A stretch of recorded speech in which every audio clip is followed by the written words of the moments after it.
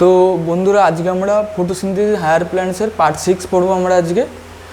আগের দিন আমরা ফটো রেসপিরেশন আর তার আগের দিন আর কালকে আমরা আর্লি এক্সপেরিমেন্টস পড়েছিলাম। শুধু আর্লি এক্সপেরিমেন্টে আমাদের কী বাকি ছিল, ভন নীল। তো ওটা আজকে আমরা ভন নীল পড়বো, আর ভন নীলের এক্সপেরিমেন্টটা পড়বো আজকে আমরা। আর পড়বো হচ্ছে তোমার ফ্যাক্টরস এফেক্টিং ইন ফটোসিনথেসিস, ঠিক আছে? তো আগের যে 5টা ভিডিও, আশা করছি আগের 5টা ভিডিও তোমরা সবাই দেখেছো আর তোমাদের সবার ভালো লেগেছে। আর আশা করছি আজকের ভিডিওটা তোমাদের সবার ভালো লাগবে। তো এরপরে আর তোমরা কী করো, আর তোমরা আমি দেখছি কেউ কমেন্ট করছো না।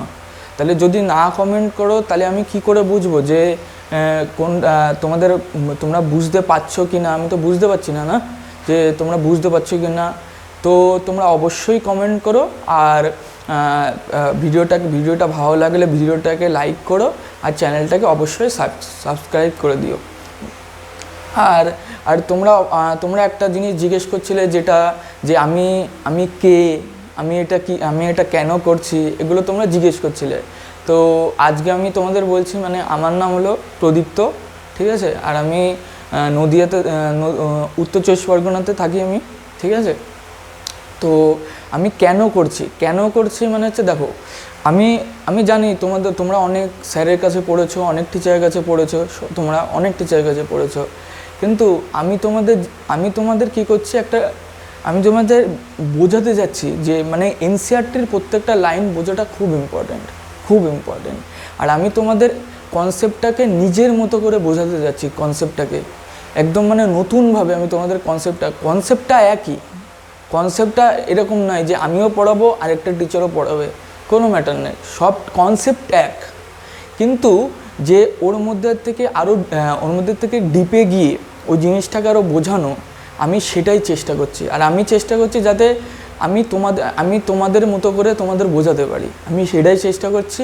আর আশা করছি আগের 5টা ভিডিওতেও আমি চেষ্টা করেছি, আর আজকেও আমি চেষ্টা করবো, আর এর পরবর্তীতে আমি চেষ্টা করে যাব। তো তোমাদের যদি ভালো লাগে তাহলে তোমরা অবশ্যই ভিডিওটাকে লাইক করো, সাবস্ক্রাইব করো চ্যানেলটাকে, আর নিচে কমেন্ট করে দিও। তো চলো, আজকে প্রথমে আমরা ভন নীলের এক্সপেরিমেন্টটা পড়বো। আর তোমরা এনসিইআরটি নিয়ে বসবে আজকে, কালকেও বসেছো হয়তো, আজকেও বসবে এনসিইআরটিটা নিয়ে। তো দেখো, আমি তোমাদের ভন নীলের এক্সপেরিমেন্টটা আজকে পড়িয়ে দিচ্ছি। দেখো, তো কালকে পর্যন্ত আমরা কী জেনেছিলাম? প্রথমে কারোর সম্বন্ধে জেনেছিলাম মোলস হাফ লিপ এক্সপেরিমেন্ট, তারপরে আমরা পড়েছিলাম জুলিয়াস ভন, তারপরে আমরা পড়েছিলাম হচ্ছে জোসেফ প্রিস্টলে, অ্যান্ড দেন আমরা পড়েছিলাম জন ইঞ্জেনহাউজ, আর তারপরে আমরা পড়েছিলাম জুলিয়াস ভন স্যাক্স, আর তারপরে আমরা পড়েছিলাম টি.ডব্লিউ. এঙ্গেলম্যান। আজকে আমরা পড়বো ভন নীল। দেখো, ভন নীলের যে এক্সপেরিমেন্টটা, দেখো আজকে আমরা পড়বো ভন নীলের এক্সপেরিমেন্টটা। এনসিইআরটিটা বের করো তোমরা। তো ভন নীলের এক্সপেরিমেন্টটা আজকে আমরা পড়বো। দেখো, ভন নীল কী বলেছিল, দেখো আমরা কি জানি, ধরো H2O, ঠিক আছে? H2O CO2-র সাথে যদি রিয়াকশন করে, ঠিক আছে, যদি H2O মানে যেমন আমরা ধরো 12H2O 6CO2, তাহলে আমরা কি পাই বলো? আমরা পাই হচ্ছে তোমার ইন প্রেজেন্স অফ লাইট আমরা কি পাই, C6H12O6 প্লাস আমরা পাই হচ্ছে তোমার 6H2O প্লাস 6O2, কী পাই? 6H2O আর 6O2, তাহলে 12 আর 6 × 12, তো 12 to 24, তো 24 হাইড্রোজেন এখানে এদিকে, আর 24 হাইড্রোজেন এদিকেও। এবার দেখো, 6টা কার্বন এদিকে, 6টা কার্বন এদিকে, আর 12টা হাইড্রোজেন, 12টা অক্সিজেন, আর 12টা অক্সিজেন কত হয়? 24, আর এখানে দেখো 6 12, আর 6 to 12, 12 + 12 24, তাহলে রিয়াকশানের কোএফিশিয়েন্ট সব ঠিক আছে। এবার দেখো, এখান থেকে H2O থেকে কী তৈরি হচ্ছে? দেখো, H2O থেকে কী তৈরি হচ্ছে? H2O থেকে তৈরি হচ্ছে O2। H2O থেকে কী তৈরি হচ্ছে? O2। H2O থেকে কী তৈরি হচ্ছে? O2। H2 অ্যান্ড যখন H2O আছে তখন কী তৈরি হচ্ছে? O2। কিন্তু বলছে যখন আমরা H2ওর জায়গায় H2A নিয়ে নেব, কি বলছে? H2A নিয়ে নেব, ইন প্রেজেন্স অফ CO2 কী তৈরি হবে, লাইটের প্রেজেন্সে কী তৈরি হবে বলো, 2A প্লাস 2A, ঠিক আছে, প্লাস CH2O প্লাস H2O। তাহলে যখন H2ওর জায়গায় আমরা H2A নিয়ে নেব, তখন CO2-র সঙ্গে বিক্রিয়ায় লাইটের প্রেজেন্সে কী তৈরি হবে, 2A plus CH2O plus H2। তাহলে যখন H2A নিলাম তখন তৈরি হলো কি A, আর যখন H2O নিলাম তখন তৈরি হলো 6O2। এরকমই যখন আমরা H2S নেব তখন S তৈরি হবে, যখন H2S নেব তখন S তৈরি হবে। এবার কথা হচ্ছে এটা কাদের ক্ষেত্রে হয়, এটা কাদের ক্ষেত্রে হয়, কাদের ক্ষেত্রে বলো, purple and sulphur, purple and green sulphur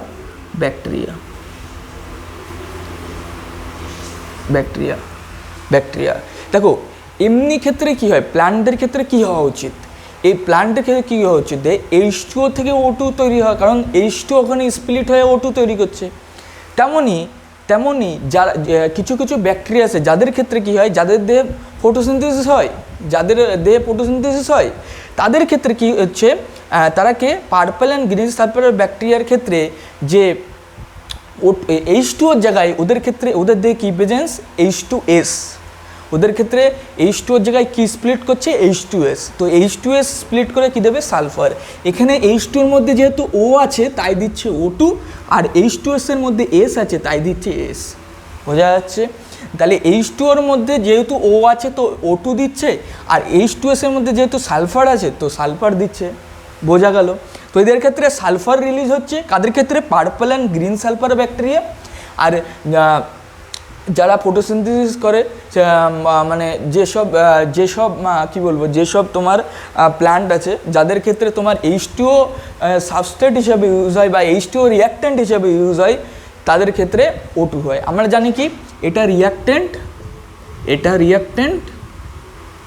আর এটা প্রোডাক্ট আমরা পড়েছি। তাহলে যদি রিঅ্যাক্ট্যান্ট H2O থাকে, প্রোডাক্ট কী হবে, O2। যদি রিঅ্যাক্ট্যান্ট H2A থাকে তাহলে প্রোডাক্ট কী হবে, A।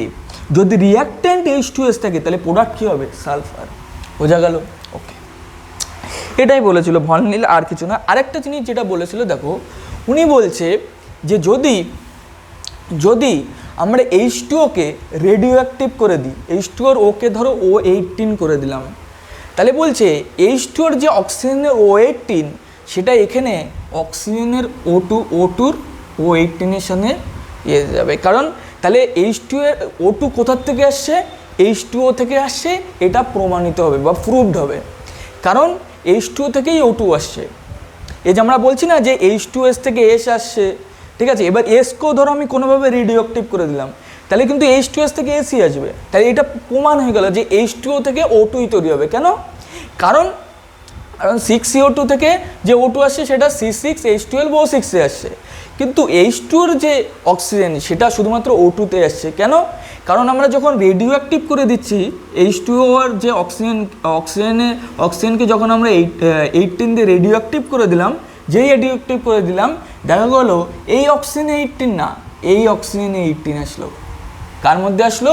এই অক্সিজেনে 18 আসলো। তার মানে কি, এই O2 কোথার থেকে এসছে, কার্বন ডাইঅক্সাইড থেকে না H2O থেকে? H2O থেকে এসছে। তাহলে এই O2 কোথার থেকে এসছে, H2O থেকে এসছে, নট ফ্রম CO2। দেখো এখানে লেখা আছে, দেখো O2 is evolved by green plant comes from H2O not from carbon dioxide। বোঝা গেল? এটা এখানে লেখা রয়েছে, দেখো O2 evolved by green plant comes from H2O not from carbon dioxide। কারণ এটা তো প্রুভ করতে হবে, কারণ আমি তো বলে দিলাম বলে হবে না। তো দেখো আমি যদি তোমাকে বলে দিই যে H2O থেকে O2, তুমি কি বিশ্বাস করবা না?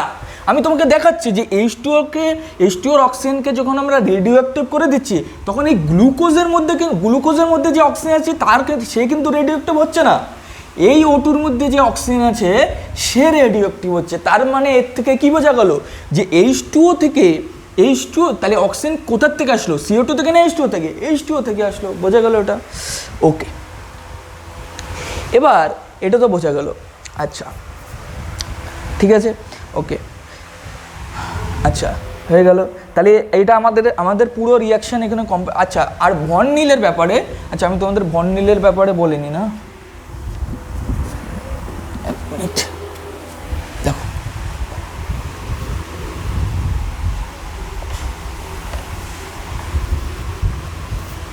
এটা হলো ভন নীলের এক্সপেরিমেন্ট, কিন্তু ভন নীলের সম্বন্ধে তো জানা উচিত তোমাদের না।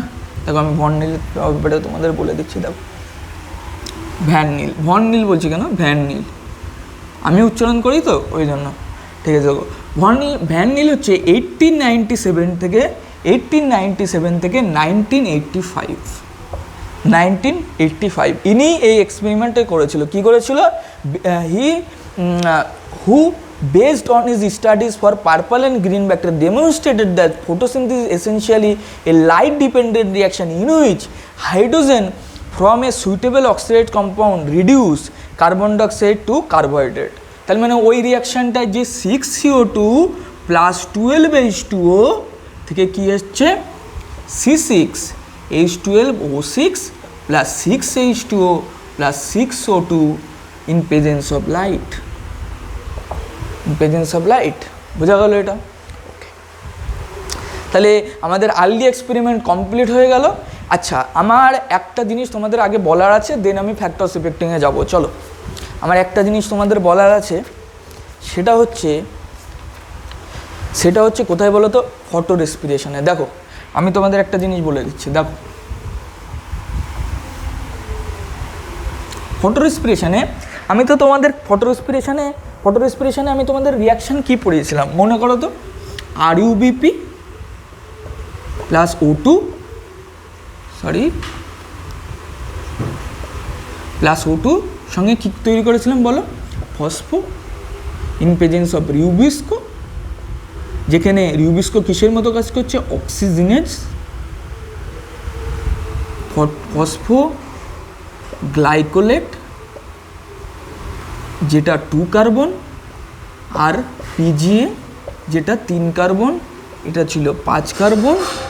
এখান থেকে ফসফোগ্লাইকোলেট থেকে গ্লাইকোলেট যেটা ছিল 2 কার্বন, এটা আমি তোমাদের পড়েছিলাম, তাই না? তাহলে এখানে একটা কথা বলো, এখানে একটা জিনিস আছে। দেখো কি বলেছে এখানে, দেখো in C3 plants some O2 binds with our Rubisco and hence CO2 fixation decreased। বলেছিলাম আমি যে এফিসিয়েন্সি কমে যাবে যদি ফটো রেসপিরেশন হয়, তাহলে রিউবিস্কো অক্সিজেনেজের মতো কাজ করবে, আর রিউবিস্কো যদি অক্সিজেনের মতো কাজ করে তাহলে রিউবিস্কো CO2-র সাথে বাইন্ড হওয়ার এফিসিয়েন্সি কী হয়ে যাবে, কমে যাবে। ওকে, এবার দেখো Haynes RUBP instead of being convert to 2 molecules of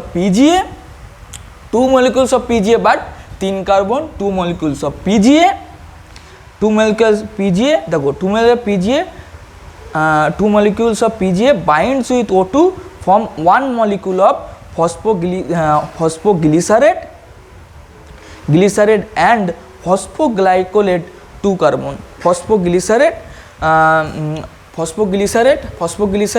R phosphoglycolate দেখো and phosphoglycerate and phosphoglycolate 2 carbon, এখান থেকে আবার ফসফোগ্লাইকোলেট থেকে 2 কার্বন, ঠিক আছে। ওকে, এবার দেখো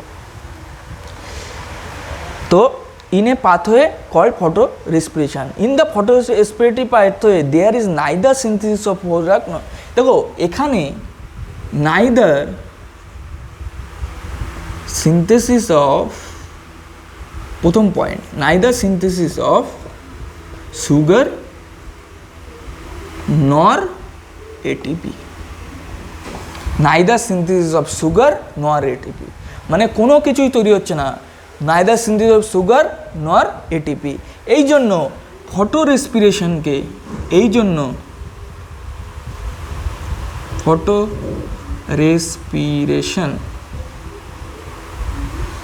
একে আমরা বলি ওয়েস্টফুল প্রসেস। কি বলি? Wasteful process. কেন? কারণ না সুগারের সিনথেসিস হচ্ছে না এটিপি হচ্ছে, বাট আমরা তো RUBP-কে কাজে লাগিয়ে দিচ্ছি না, RUBP-কে তো আমরা কাজে লাগিয়ে দিচ্ছি, কারণ RUBP রিজেনারেশন হচ্ছে, রিজেনারেশন ওই ট্রায়োস ফসফেট থেকে বলেছিলাম মনে আছে, যে একটা কার্বন সুগারে চলে গেল সুগার তৈরিতে, আর 5 কার্বন যখন RUBP রিজেনারেশন হলো, তাহলে RUBP তো আমরা খরচ করে দিলাম, আরইউবিপি ফসফোগ্লিসারেট থেকে ফসফোগ্লিসারেট আর টু পিজি হয়, ফসফোগ্লিসারেট থেকে পরে গ্লাইকোলেট তৈরি হয়। না এখানে না সিনথেসিস অফ কোনো সুগার সিনথেসিস হচ্ছে, হয়নি, কোনো এটিপি তৈরি হয়েছে, হয়নি, তাই কে বলা হয় ওয়েস্টফুল প্রসেস। কেন বলা হয়? এই জন্য, কারণ কোনো সুগার সিনথেসিস হয়, কোনো সিগারের সিনথেসিস হয় না, কোনো এটিপিরও সিনথেসিস হয় না। এবার দেবো আরেকটা, rather it results the release of CO2 with the utilization of ATP। কিন্তু এ কী করে? এটিপি তো রিলিজ হয় না, বাট এটি কী করে? এ এটিপিকে ইউজ করে, ইউজ এটিপি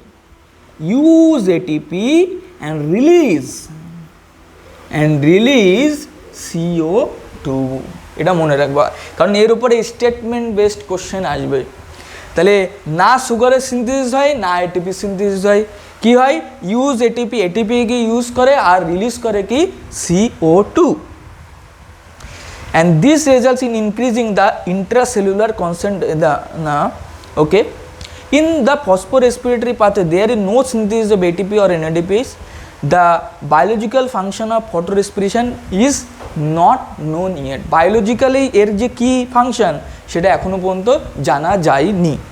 এবার দেখো, in C4 plant photorespiration does not occur. C4 প্লান্টে তো কোনো ফটোরেসপিরেশন হয় না, প্রথমেই বলে দিয়েছিলাম, কারণ ওখানে বান্ডেল শিট সেল আছে, বান্ডেল শিট সেল যার মধ্যে আমরা রিউবিস্ককে এনে বন্ধ করে দিয়েছি। আর কেন?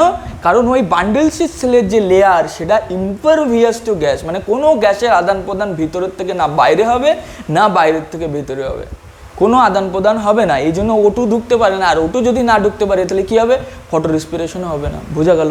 ওকে, এবার দেখো, এবার কি, this is because they have a mechanism that increases the concentration of CO2 at the enzyme site. This takes place when the C4 acid from the mesophyll cell is broken down down in the bundle sheath cell release CO2। বলেছিলাম decarboxylation হচ্ছে malic acid থেকে CO2। আচ্ছা, and this result increasing the intercellular concentration of CO2 in turn this ensures that the কি rubisco function as a carboxylase minimising the activity, oxygen activity. ওটাই বললাম, কারণ আমরা যে বান্ডেল শিট সেলের মধ্যে রিউবিস্কোকে কেন রেখেছি? যাতে অক্সিজেনের যে অ্যাক্টিভিটি রিউবিস্কোর আছে সেটাকে কমিয়ে দিয়ে আমরা কার্বক্সিলেজ ওর যে অ্যাক্টিভিটি আছে সেটাকে আমরা তার এফিসিয়েন্সি কি আমরা বাড়িয়ে দিতে পারি। বোঝা গেল? ওকে, এবার দেখো, now that you know that C4 plant lack photorespiration, you probably can understand why productivity and yields are better in these plants। কারণ কেন? কারণ এর ক্ষেত্রে তো কোনো ফটো রেসপিরেশন হচ্ছে না, আর ফটো রেসপিরেশন যদি না হয় কোনো আরইউবিপির ইউজ হবে না, কোনো আরইউবিপির ইউজ হবে না, কোনো আরইউবিপির ইউজ হবে না, কোনো এটিপির ইউজ হবে না। তার মানে ইল্ড কার ক্ষেত্রে বেশি হবে? C4 এর ক্ষেত্রে বেশি হবে। তাহলে yield of C4 greater than yield of C3। তাহলে yield of C4 greater than yield of C3। বোঝা গেল? কেন হবে? কারণ না এখানে ফটো রেসপিরেশন হচ্ছে না, আর ফটো রেসপিরেশন যদি না হয় ওয়েস্টফুল প্রসেসও হবে না, আর ওয়েস্টফুল প্রসেস যদি না হয় তাহলে আরইউবিপির ইউজ হবে না, আরইউবিপির ইউজ হবে না, এটিপিরও ইউজ হবে না, আর এটিপিরও ইউজ হবে না, আরইউবিপির ইউজ হবে না। তাহলে এর yield কি হয়ে যাবে? বেড়ে যাবে। তাহলে C3 সাইকেল ভালো করে হবে, আর প্রোডাকশন অফ গ্লুকোজ বা কার্বোহাইড্রেট বেড়ে যাবে। তাহলে yield of C4 বেড়ে যাবে, বেশি হবে, greater than yield of C3। বোঝা গেল? ওকে, এবার দেখো, এবার আমি তোমাদের যেটা পড়াবো সেটা হচ্ছে ফ্যাক্টরস এফেক্টিং ফটোসিনথেসিস। আচ্ছা, এবার দেখো, চলো এবার আমরা পড়বো ফ্যাক্টরস এফেক্টিং ফটোসিনথেসিস। দেখো, আশা করছি এই পর্যন্ত তোমরা বুঝতে পেরেছো, আর বুঝতে পারলে প্লিজ লাইক করো আর সাবস্ক্রাইব করে দিও চ্যানেলটাকে, আর কমেন্ট করে দিও যে কোন জায়গায় বুঝতে পারোনি, তো আমি তোমাদের সেই জায়গাটা বুঝিয়ে দেবো একবার। চলো এবার দেখো, ফার্স্ট যে এবার আমরা পড়বো ফ্যাক্টরস এফেক্টিং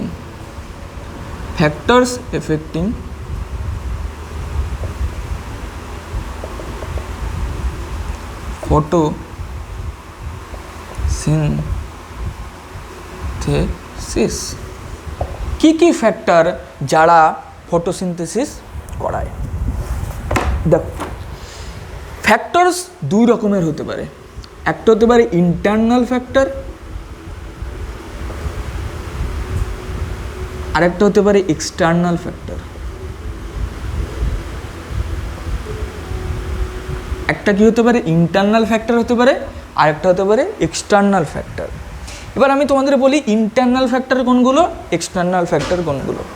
চলো দেখি দেখি ইন্টারনাল ফ্যাক্টর কারা, এক্সটার্নাল ফ্যাক্টর। এক মিনিট, দেখো প্রথমে আমরা যেটা পড়ব ইন্টারনাল ফ্যাক্টর। চলো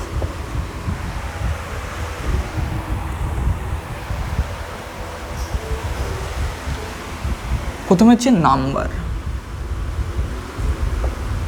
কিসের, ক্লোরোপ্লাস্ট। আচ্ছা, সাইজ, এজ, লিখে নেবে কিন্তু এগুলো, age, orientation of leave,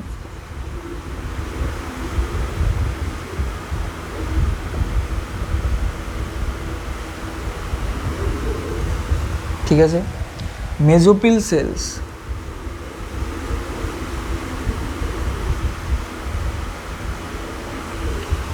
chloroplast,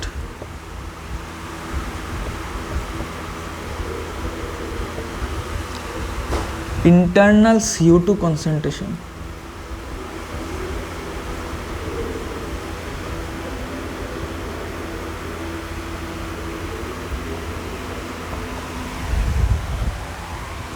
amount of chlorophyll,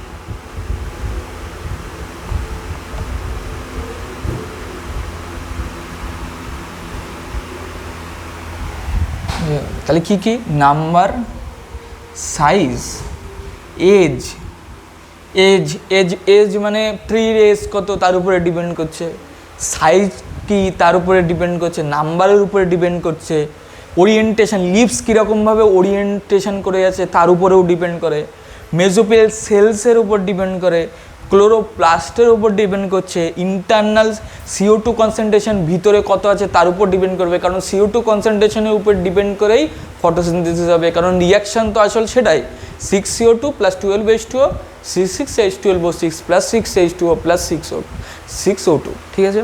amount of chlorophyll, কত মানে কত পরিমাণে ক্লোরোফিল আছে, কতটা অ্যামাউন্ট আছে তার উপরেও ডিপেন্ড করবে, ঠিক আছে, কারণ যত বেশি থাকবে তত ফটোসিনথেসিস ম্যাক্সিমাম হয়ে যাবে।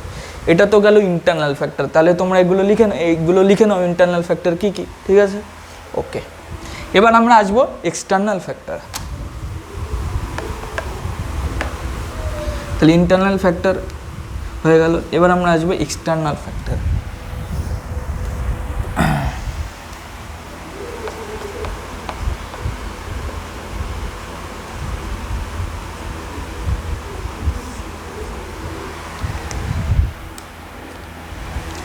এক্সটার্নাল ফ্যাক্টর কী কী, সানলাইট,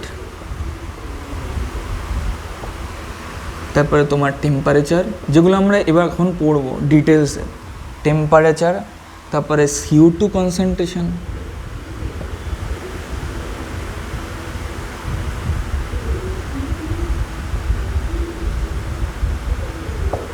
তারপরে 5 পড়বো ওয়াটার। কী তাহলে পড়বো সানলাইট, দেন পড়বো টেম্পারেচার, দেন পড়বো CO2 কনসেন্ট্রেশন, দেন পড়বো ওয়াটার। বোঝা গেল? ওকে, এবার দেখো, এবার সানলাইট পড়বো, ঠিক আছে। দেখো আমি তোমাদের একটা জিনিস বুঝিয়ে দিচ্ছি, দেখো ঠিক আছে, এটা বুঝেছো, তাহলে এই চারটে সম্বন্ধে আমরা ডিসকাস করবো, সানলাইট, টেম্পারেচার, CO2 কনসেন্ট্রেশন আর ওয়াটার, ঠিক আছে, ওকে চলো।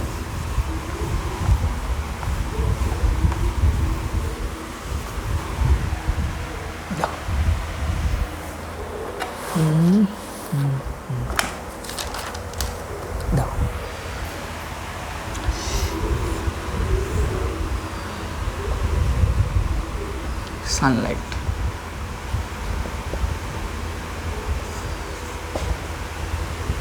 দেখো আমি তোমাদের কি বলেছিলাম, প্রথমে ভাবো আমি তোমাদের কি বলেছিলাম।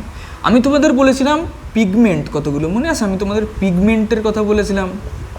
একটা necessary pigment, accessory pigment. Necessary pigment ছিল ক্লোরোফিল এ, আর আর অ্যাক্সেসারি পিগমেন্ট কারা ছিল, ক্লোরোফিল বি, ক্যারোটিনয়েড, জ্যান্থোফিল। মনে আছে আমি এগুলো তোমাদের বলেছিলাম প্রথম দিন না, মনে হয় থার্ড বা ফোর্থ দিন আমি এগুলো বলেছিলাম। ক্লোরোফিলে হচ্ছে তোমার নেসেসারি পিগমেন্ট, আর অ্যাক্সেসারি পিগমেন্ট হচ্ছে ক্লোরোফিল বি, ক্যারোটিনয়েড আর জ্যান্থোফিল বলেছিলাম। আচ্ছা দেখো আমরা যখন সানলাইট দিই তখন কি হয় ভাবো, আমরা তো পুরো পড়া হয়ে গেছে চ্যাপ্টার। দেখো আমরা কী কী পড়ে ওর সাথে আমরা রিলেট করবো। দেখো তাহলে যখন সানলাইট আসছে তখন কি হচ্ছে, যে PS2-তে যে থাইলাকয়েডের মেমব্রেন, যেটাখানে লিউমেন অফ থাইলাকয়েড, যেখানে তোমার ইনার মেমব্রেনে PS2 আছে, যেখানে অক্সিজেন ইভলভিং কমপ্লেক্স আছে, সেখানে কী হচ্ছে, H2 স্প্লিট হচ্ছে, H2 স্প্লিট হচ্ছে। তো H2 স্প্লিট হলে কী বানাচ্ছে, তোমার হচ্ছে 2H plus plus half O2 plus তোমার electron, 2H plus plus half O2 plus 2 electron. আমি বলেছিলাম কী হয়েছিল রিয়াকশানটা, H2O ভেঙে কী হয়েছিল, 2H plus plus half O2 plus 2 electron বলে দিয়েছিলাম আমি, ঠিক আছে। এবার ধরো আমি লাইট দিয়ে যাচ্ছি, লাইট দিচ্ছি, রিয়াকশান হচ্ছে, লাইট দিচ্ছি, রিয়াকশান হচ্ছে, 2 ইলেকট্রন PS2-তে আসছে, আবার সেই ETS ঘুরছে, আবার PS1 এসে NADPH তৈরি করছে, NADPH আবার তোমার NADPH আবার তোমার ডার্ক রিয়াকশানে হচ্ছে, সেখানে 6H12O6 তৈরি হচ্ছে, ঠিক আছে। এটাই ছিল। ধরো লাইট দিয়ে যাচ্ছি, লাইট দিয়ে যাচ্ছি, লাইট দিয়ে যাচ্ছি, একটা টাইম পরে ভাবো, একটা টাইম পরে আমি কি বলেছিলাম, যদি আমরা বেশি লাইট দিয়ে দিই কি হবে, কি হবে, আমি কি বলেছিলাম, যে যদি যে পরিমাণে লাইট আসছে তার কিছু পরিমাণ লাইটই ক্লোরোফিলের কাছে যাচ্ছে, কারণ এর যতটুকু দরকার, কারণ রেঞ্জ কত ছিল, 400 ন্যানোমিটার টু 700 ন্যানোমিটার। এর থেকে বেশি যদি তুমি দিয়ে দাও কি হয়ে যাবে, কী হয়ে যাবে বলো, কী হয়ে যাবে, এর থেকে বেশি যদি তুমি দিয়ে দাও কী হয়ে যাবে, ফটো অক্সিডেশন হয়ে যাবে ক্লোরোফিলের, তাহলে নষ্ট হয়ে যাবে, ফটোসিনথেসিস বন্ধ হয়ে যাবে, কী হয়ে যাবে, ফটোসিনথেসিস বন্ধ হয়ে যাবে। তাহলে ভাবো প্রথমে দিচ্ছি দিচ্ছি দিচ্ছি দিচ্ছি দিচ্ছি, বাড়ছে বাড়ছে বাড়ছে বাড়ছে, একটা টাইম পরে ঠিক যখন ফটো অক্সিডেশন হওয়ার ঠিক আগের মুহূর্ত, তারপরে কি হলো, ফটোসিনথেসিসের রেট সেম হয়ে গেল। আর যদি বেশি দিই তাহলে কী হয়ে যাবে, ফটো অক্সিডেশন হয়ে যাবে, আর তোমার কী হয়ে যাবে, ফটো অক্সিডেশন হয়ে যাবে, আর কী হয়ে যাবে, তোমার হচ্ছে ডিক্রিমেন্ট করবে, ঠিক আছে। তো এটা হচ্ছে লো লাইট। তাহলে আমাকে একটা বলো, লোয়ার, আর এটা কি ছিল, রেট অফ ফটোসিনথেসিস,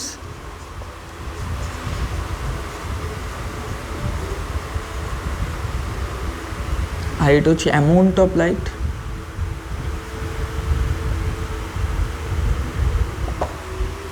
তাহলে যত আমরা লাইট বাড়াতে থাকছি, একটা টাইম পরে ফটোসিনথেসিসের রেট সেম হয়ে যাবে, কারণ যদি একটা টাইম পরে ফটোসিনথেসিসের রেট সেম হয়ে যাবে। আর যদি আরও বেশি বাড়িয়ে দিই তাহলে কী হয়ে যাবে তোমার, কারণ ওর 700 ন্যানোমিটার, 400 থেকে 700 দরকার ছিল, ও পেয়ে গেছে, এবার রেট সেম হয়ে যাবে। কিছুক্ষণ পরে যখন এর থেকে বাড়িয়ে দেবো তাহলে ফটোসিনথেসিসের রেট কী হয়ে যাবে, ডিক্রিজ করে যাবে, কারণ ফটো অক্সিডেশন হয়ে যাবে ক্লোরোফিলের, আর ক্লোরোফিলের যদি ফটো অক্সিডেশন হয়ে যায় পিগমেন্ট নষ্ট হয়ে যাবে, পিগমেন্ট নষ্ট হয়ে যাবে, ফটোসিনথেসিস থেমে যাবে, তাহলে ডিক্রিমেন্ট করে যাবে গ্রাফ, তাই না। তাহলে এখানে একটা কোশ্চেন জিজ্ঞেস করে, লোয়ার লাইট ইন্টেন্সিটিতে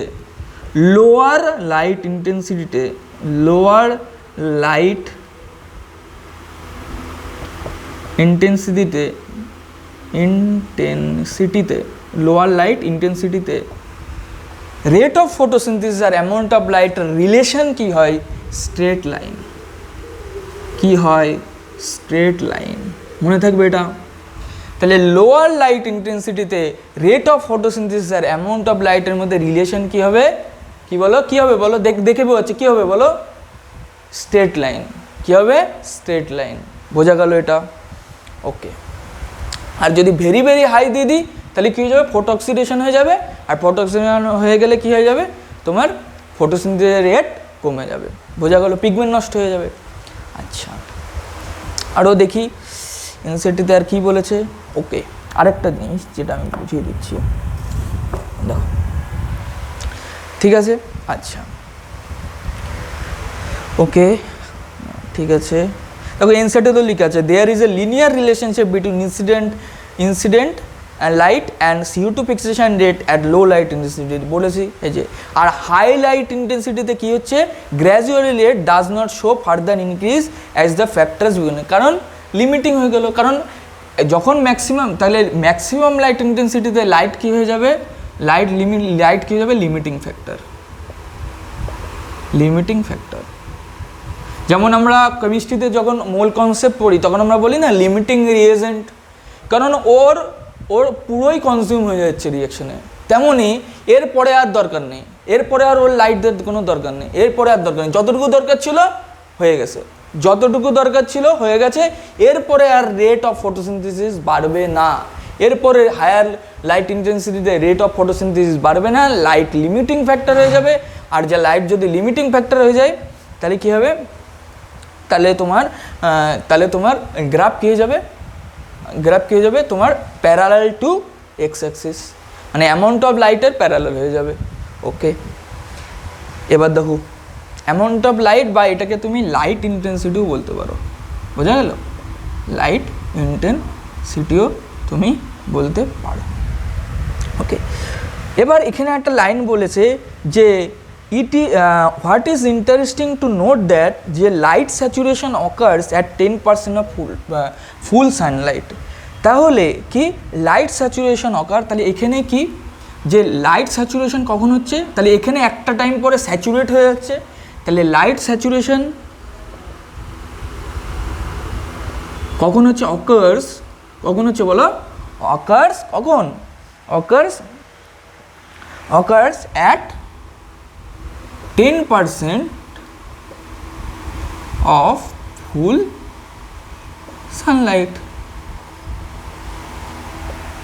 তাহলে লাইট স্যাচুরেশন অকার্স কখন হচ্ছে, কখন লাইট স্যাচুরেশন হচ্ছে 10%, মানে যত সানলাইট আছে, যত পরিমাণে সানলাইট আছে তার 10%-এ লাইটের স্যাচুরেশন হয়ে যাচ্ছে, তার 10% লাইট যখন আসছে তখন লাইটের স্যাচুরেশন হয়ে যাচ্ছে।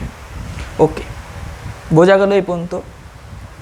Haynes except for plant in shade or in dense forest light is rarely a limiting factor in, যেমন ধরো ডেন্স ফরেস্টের ক্ষেত্রে কি লাইট পৌঁছাবে না অত, তাই না, লাইট পৌঁছাবে না অত, ঠিক আছে। Except for plants in shaded or in dense forest light is rarely limiting factor in nature. কারণ তুমি ভাবো, তাহলে ওদের কম লাইটে কী চলে আসবে, স্যাচুরেশন চলে আসবে, কারণ ওদের ওখানে তো বেশি লাইটের প্রয়োজন হচ্ছে না, ওদের ফটোসিনথেসিস করার জন্য বেশি লাইটের প্রয়োজন হচ্ছে না, তাহলে একটা টাইম পরে ওদেরও কী হয়ে যাবে, লিমিটিং চলে আসবে।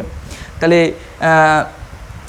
Increase in light beyond A point causes the breakdown of chlorophyll and decrease photosynthesis.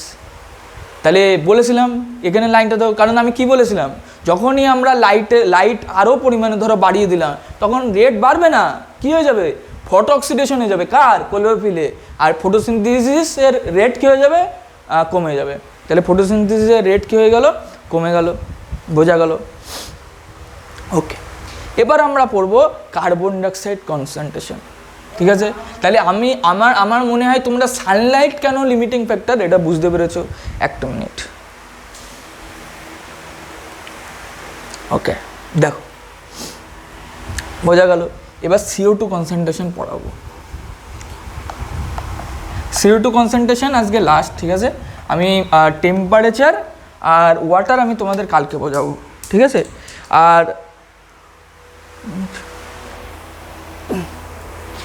আর আমি মনে করছি যে টেম্পারেচার আর ওয়াটার পড়িয়ে কালকে তোমাদের কিছু MCQ করাবো, আর পরের দিন আমি তোমাদের রেসপিরেশন শুরু করব, ঠিক আছে। ওকে, চলো।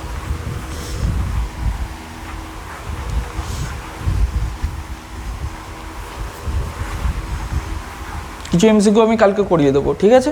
কোনো ম্যাটার না। চলো কার্বন ডাইঅক্সাইড কনসেন্ট্রেশন সোজা লিখে নাও, CO2 কনসেন্ট্রেশন। যত কম লিখবে ততই বেটার। এবার দেখো মুছে দাও এগুলো, ওকে ঠিক আছে।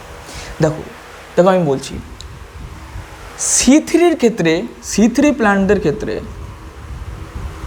CO2 কত দরকার, 450 মাইক্রোলিটার পার লিটার, বোঝা গেল।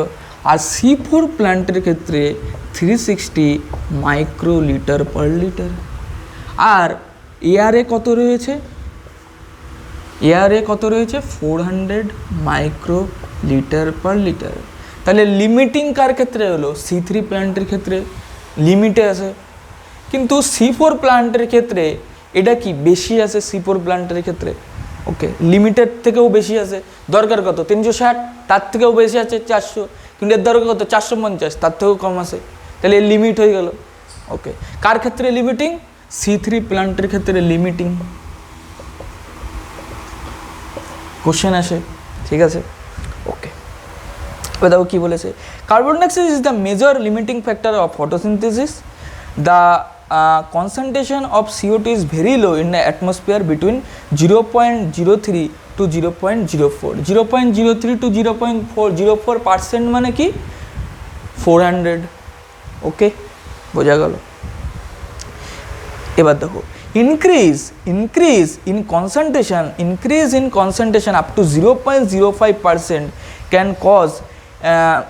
cause an increase in CO2 fixation rates। তাহলে কি increase in CO2 concentration up to 0.05% can cause an increase in CO2 fixation rates, ঠিক আছে।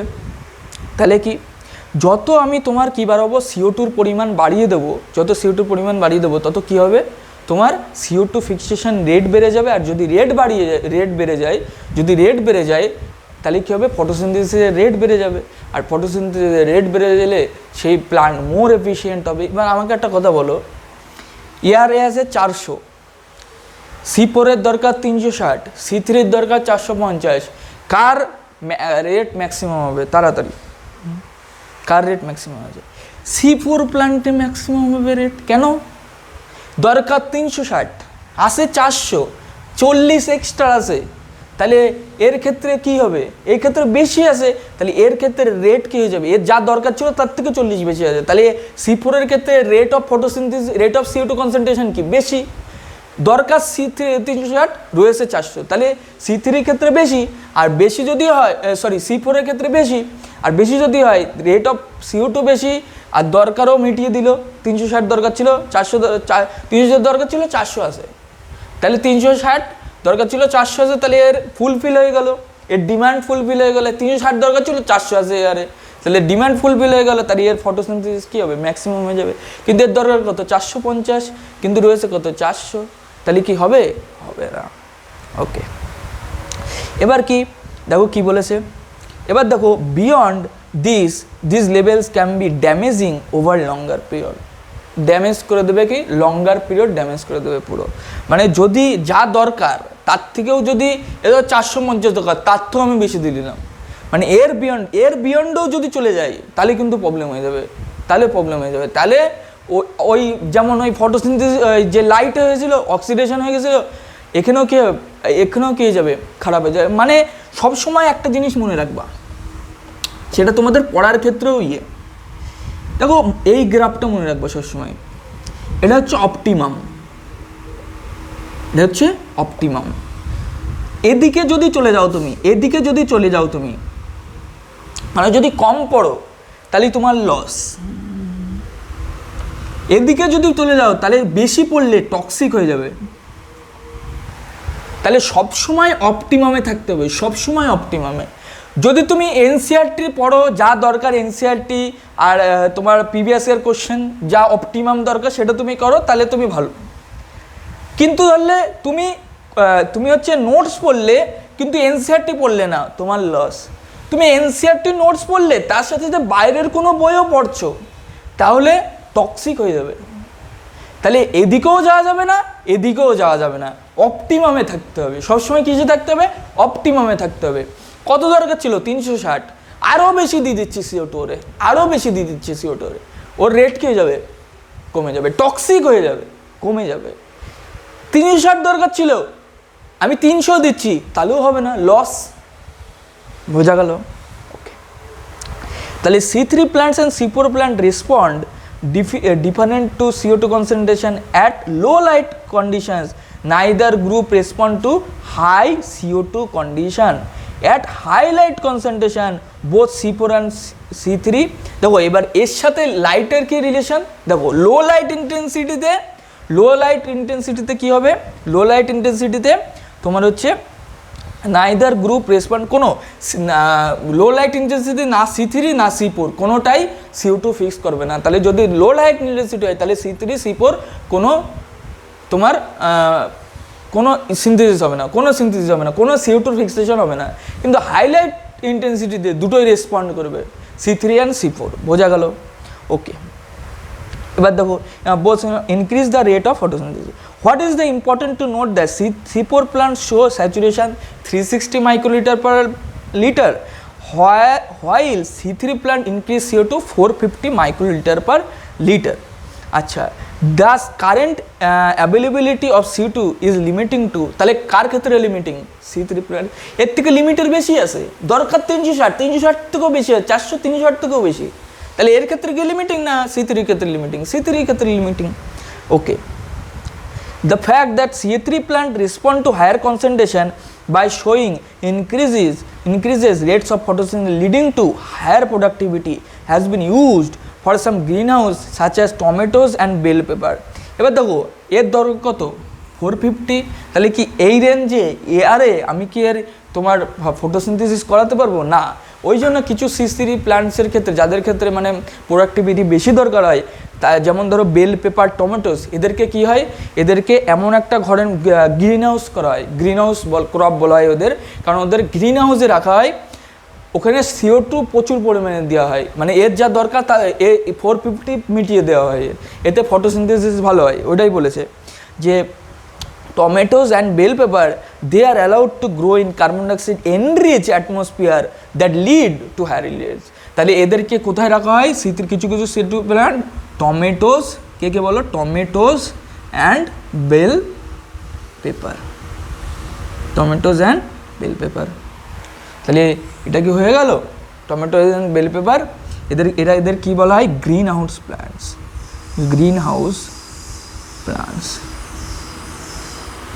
প্ল্যান্টস কোথায় রাখা হয়, CO2 enriched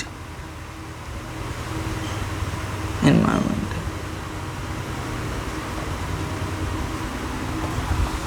বোঝা গেল? ওকে, ঠিক আছে। তাহলে আজকে আমরা এই পর্যন্ত রাখছি, বুঝলে, কালকে আমরা পড়বো টেম্পারেচার আর ওয়াটার, ঠিক আছে। তো আজকে আমরা এই পর্যন্ত রাখছি, আর তোমরা নিচে আর আশা করছি পুরোই বুঝতে পেরেছো, আর নিচে তোমাদের টেলিগ্রাম লিঙ্ক দেওয়া থাকবে, ওটা অবশ্যই জয়েন করো। আমি কালকে তো কিছু কোশ্চেন করাবো, আর কিছু কোশ্চেন আমি দিয়ে দেবো, MCQ বলেছিলাম, আর নোটস আমি কালকে পাঠিয়ে দেবো, কারণ কালকে চ্যাপ্টার শেষ হয়ে যাবে। আর কি করবে, আর তোমরা NCERT আর নোটসটাকে ভালোভাবে পড়বে, ঠিক আছে। আর যদি ভিডিও ভালো লাগে তাহলে লাইক করে দিও, আর চ্যানেলটাকে সাবস্ক্রাইব করে দিও, আর অবশ্যই তোমরা কমেন্ট করে দিও, ঠিক আছে। আর তোমরা জানতে চেয়েছিলে যে আমি কে, সেটা তো আমি বলে দিয়েছি আজকে, আমি প্রদীপ্ত। আমি তোমাদের আজকে তোমাদের কনসেপ্ট পুরো বোটানিটা পড়াবো, তারপরে জিওলজি পড়াবো তোমাদের, ঠিক আছে। তো তারপরে ফিজিক্স, তারপরে কেমিস্ট্রি আমি তোমাদের পড়িয়ে দেবো, ঠিক আছে।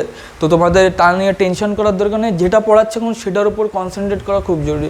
আর ক্লাস 11, 12, নিট, JEE, আদার এন্ট্রান্স এক্সামিনেশন যারা দিচ্ছে তাদের সবাইকে এই চ্যানেলটা তোমরা শেয়ার করে দিও, আর তাদের অবশ্যই আমার ভিডিওগুলো দেখতে বলো অন্তত, ঠিক আছে। দেখার পরে তারপরে